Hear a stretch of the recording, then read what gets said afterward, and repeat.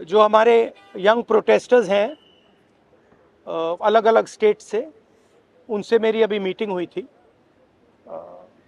Discussion हुआ था, Frank discussion. सबसे पहले मैं इनके जैसे जो हज़ारों यंगस्टर्स हैं, इनका और उनका धन्यवाद करना चाहता हूं कि ये कॉन्स्टिट्यूशन के लिए लड़े, एजुकेशन सिस्टम के लिए लड़े और इंडिया के फ्यूचर के लिए लड़े। मेन डिस्कशन वायलेंस पे था, हिंसा पे था, और इनका कहना है कि इन्होंने किसी पर हिंसा नहीं की, मगर इनका नॉन स्टॉप हरासमेंट हो रहा है, इनको धमकाया गया और इन पर लाठियां चलाई गई, इनको मारा गया। तो मैं चाहूंगा कि दो शब्द ये भी बोलें। बहुत अच्छा लगा क्योंकि मेन बात इन्होंने बोली कि देखिए, जब अन्याय होता है, चाहे किसी और पे भी अन्याय होता है, एज ए सिटीजन हमारी जिम्मेदारी है कि उस व्यक्ति को हम प्रोटेक्ट करें, उसकी रक्षा करें। और ये मुझे कॉन्स्टिट्यूशनल वैल्यू लगती है, नेशनलिस्ट वैल्यू लगती है। I am very proud of all of you. I am very proud of every single young person who has done this. You have done nothing wrong. And the question of accepting your apology does not arise. You do not have to apologize to anybody. You have not done anything wrong. I'd like to say two words in English. We had a freewheeling conversation with some of the young protesters. They mentioned to me how they were assaulted, beaten, threatened.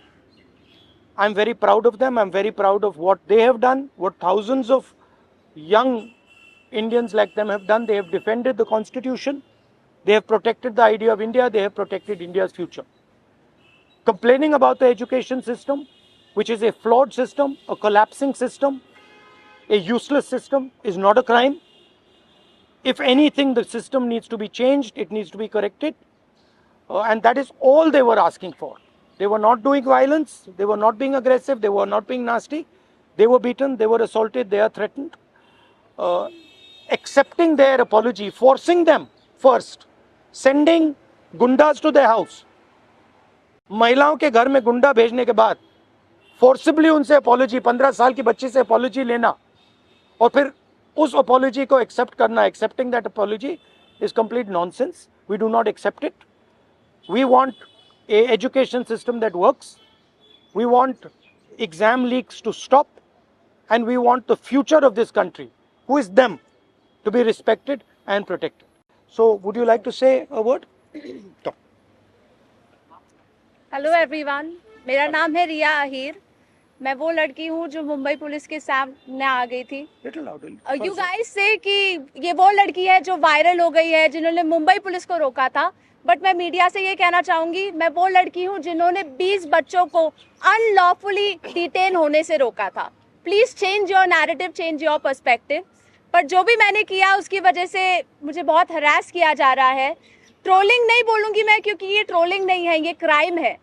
और सिर्फ ये ही नहीं, जनता ही नहीं बल्कि party workers भी अभी अपने Facebook पर पोस्ट लगा रहे हैं, मेरे बारे में गलत गलत बोल रहे हैं कि मैं जो कुछ भी कर रही हूँ 140 रुपीज़ में अपनी बॉडी बेच रही हूँ. सर, आप खुद ही सोचिए, उनके दिमाग में ऐसा कितनी गंदगी भरी रहेगी कि वो ये बोल रहे हैं.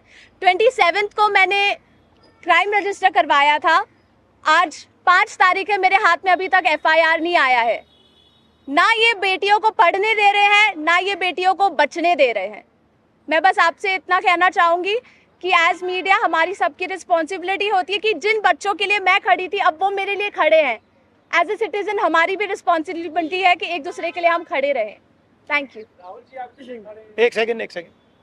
हेलो, इनके बारे में मैं कहना चाहता हूँ. इनको पैलेट गन इंजरी हुई थी.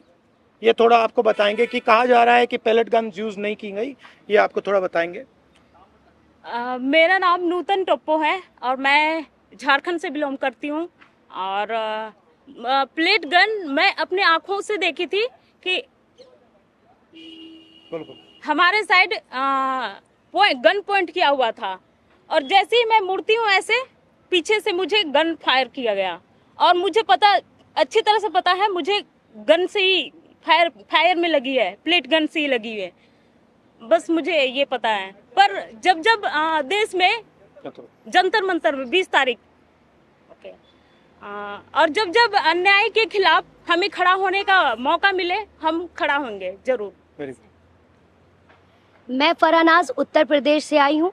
मैं एज अ ग्रेजुएशन स्टूडेंट हूँ, लेकिन हम जब 20 तारीख को जंतर मंतर पे एकदम पीसफुल होके प्रोटेस्ट कर रहे थे, ये पुलिस के गुंडे बहुत बुरी तरीके से हमको मारे। इतने बुरा इंजर्ड करने के बाद में ये लोग हम लोगों पे ये बोलते हैं कि अगर आप कार्रवाई करोगे तो हम लोग भी डायरेक्ट कार्रवाई करेंगे। देन उसके बाद भी जब इनसे ये नहीं बना तो ये लोग कहने लगे, ये पुलिस का कहना था कि इनका नाम क्योंकि मुसलमान नाम से इन लोगों ने जज किया कि मैं फरानाज। पहले इन्होंने मुझे मारने के बाद बस में बिठाया, 3 घंटे तक लिटरली रखे, और फिर उसके बाद बोलते हैं कि नाम क्या। मैंने कहा फरानाज। इनकी लिस्ट अलग बनाई जाएगी क्योंकि ये लोग देशद्रोही हैं।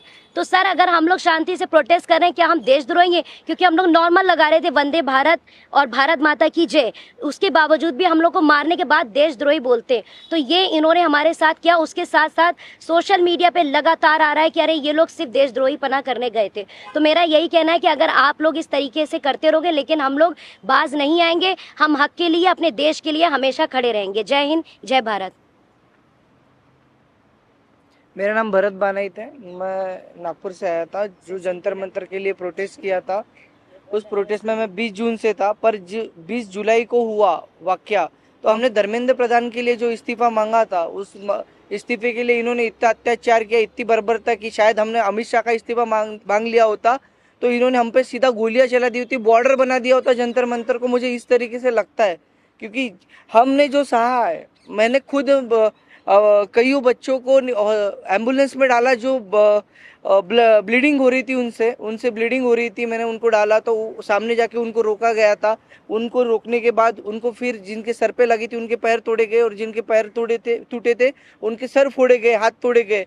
मतलब इस तरीके का वाक्य हमने देखा, और अभी तक जिंदगी में मैंने ये ऐसा दिन कभी मैंने अपने जिंदगी में नहीं देखा, और ये मेरे जिंदगी का ब्लैक डे था, और ये जिंदगी में किसी के नहीं आना चाहिए। इसलिए सबने एक साथ सब खड़े हुए, और जैसे मुझे मारा गया तो लोग मुझे देख के आए। पर अभी हमें लगता है कि उस दिन अगर हम रुकते नहीं जंतर मंतर पे, तो ये लोकतंत्र का आखिरी दिन होता। यही मैं कहना चाहता हूँ। धन्यवाद। हाय एवरीवन, मेरा नाम मुस्कान है। मैं ज़्यादा कुछ नहीं बोलूँगी, मैं बस इतना बताऊँगी that I was one of the peaceful protesters at Delhi Jantar Mantar. मेरा सवाल बस ये है कि जब मैं शांति से चल रही थी तो पुलिस ने मुझे मारा क्यों? आरएएफ ऑफिसर्स ने मेरे ऊपर लाठी क्यों बजाई? और जब ये साफ साफ रूल है कि आप थाई के ऊपर नहीं मार सकते हो और एक मेल ऑफिसर किसी लड़की को नहीं मार सकता, तो एक मेल आरएएफ ऑफिसर ने why did he try to jab a baton into my buttocks?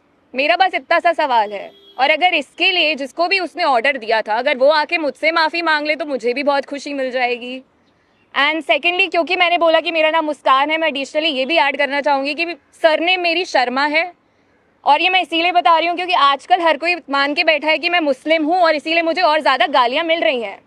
And that does not tell anything about me, but that tells a lot about the narrative जो इस कंट्री में अभी set हो रहा है, कि अगर इसने सरकार के खिलाफ बोल दिया तो ये तो मुस्लिम है, और जैसे ही आप किसी को मुस्लिम बना देते हो समहाउ वो अपने आप ही एंटी नेशनल कैसे बन रहा है। तो हम इस नैरेटिव को बहुत ज़्यादा आजकल फॉलो कर रहे हैं, और ये जितनी भी ट्रोलिंग आजकल हो रही है इंटरनेट पे, जितना भी हरासमेंट हम लोग फेस कर रहे हैं, ये इस कंट्री का नैरेटिव बताता है बहुत साफ साफ। थैंक्स। आप सब लोगों से सवाल है कि आप ज़्यादा इंटिमिडेट किया जा रहा है, आप तरफ डराया जा रहा है, आपकी कनेक्शन हो रहा है, even when you are standing here, what makes you standing here? No, but I want to say something else, which is even more powerful. That there are young people who are standing here in front of India's press. But Amit Shah and the Prime Minister don't have the courage to stand here. अगर ये बाहर जाएगा उसके बाद हमें रोज और गालियां पड़ने वाली हैं। They are क्योंकि Indian. कल को मेरे साथ गलत होगा, मेरे साथ कोई आके खड़ा नहीं होगा अगर आज मैं दूसरों के लिए आवाज नहीं उठाऊंगी। और ये ऐसी कंट्री है, टू बी वेरी ऑनेस्ट, जिन लोगों को मेरी सुरक्षा करनी चाहिए उस दिन मैं उन्हीं लोगों से पिट रही हूँ। So as a woman of this country, please tell me where am I supposed to go to for my protection? मुझे बस आप इतना बता दीजिए. Just 1 second.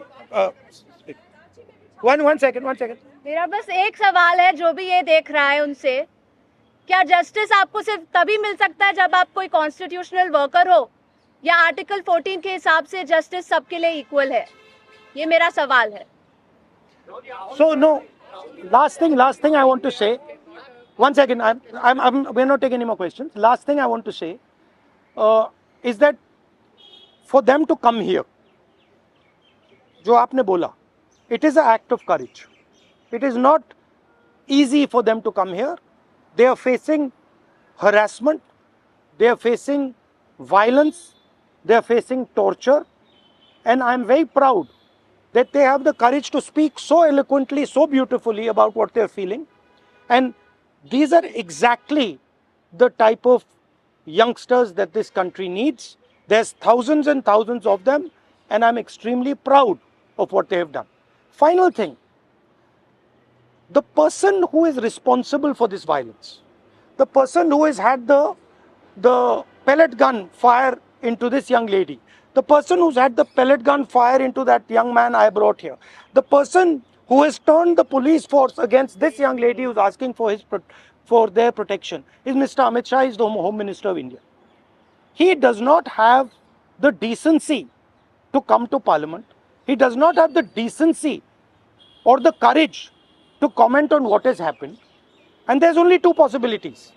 One, he did not know that this violence was being carried out on the children, in which case he's incompetent. And two, that he ordered the shooting of the pellet gun, he ordered the violence on these children, on these youngsters, which means he is culpable. Either way, he is responsible. Thank you very much, and thank you very much for coming. All the best. Thank you.